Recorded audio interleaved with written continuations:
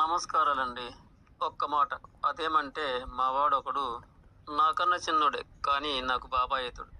తాను చిన్ననాటి నుండి చాలా చాలా ఆచారాల కట్టుబాటుతో, భక్తితో, అమాయకంగా ఉంటాడు. తనకు తన పేరు కూడా రాదు. అయితే తాను గత 3 సంవత్సరాల క్రితం అందరిని చూసి తాను పైసలు కూడబెట్టి ఒక టచ్ ఫోన్ కొన్నాడు.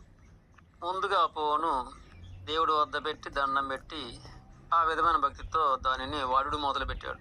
భక్తి విషయాల్లో ఏ లోపాలు లేకుండా నడుచుకునేవాడు. కానీ ఆ ఫోను వాడినడిగి వీడినడిగి కాలం ఒక రీతిగా వాడినడిగి వీడినడిగి ఆ ఫోనును చూడడం నేర్చుకున్నాడు.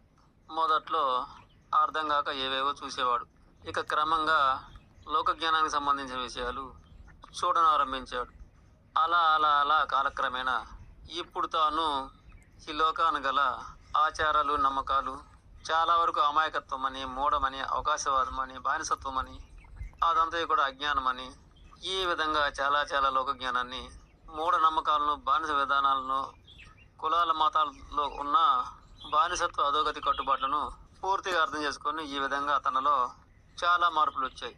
ఇప్పుడు అంటాడు, అమ్మో ఫోన్ వల్ల గాఢ జ్ఞానాంధకారం అంతా కూడాను పూర్తిగా తొలగిపోయింది అంటుంటాడు.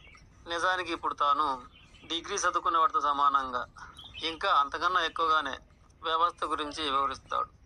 నిజానికి ఫోను కొనకముందు ఉన్న మనిషికి ఇప్పటి మనిషికి నింగికి నేలకి ఉన్నంత తేడా కనిపిస్తుంది. దెయ్యాల గురించి, దేవుళ్ళ గురించి, కులాల గురించి, మతాల గురించి, మూఢ నమ్మకాల గురించి అతనికి మనం ఎదురే చెప్పలేని స్థితిలో మారిపోయాడు.